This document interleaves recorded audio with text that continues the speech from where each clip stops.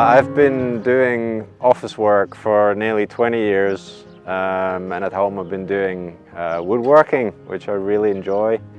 And I did a short course here and then found out more about the professional course, and it just looked like absolute paradise to me to be able to do that. 3/4 of the way in now, I'm just enjoying it immensely. I'm really hoping to finalize some really good pieces and start a business after that.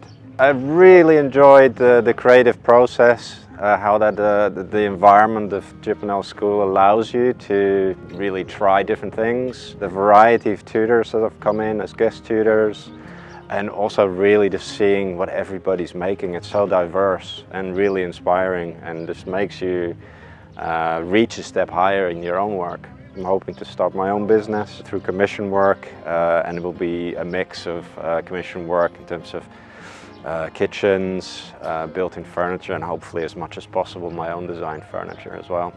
You can just see out here, it's like paradise. It's so nice and inspiring, very quiet, beautiful building in the school itself.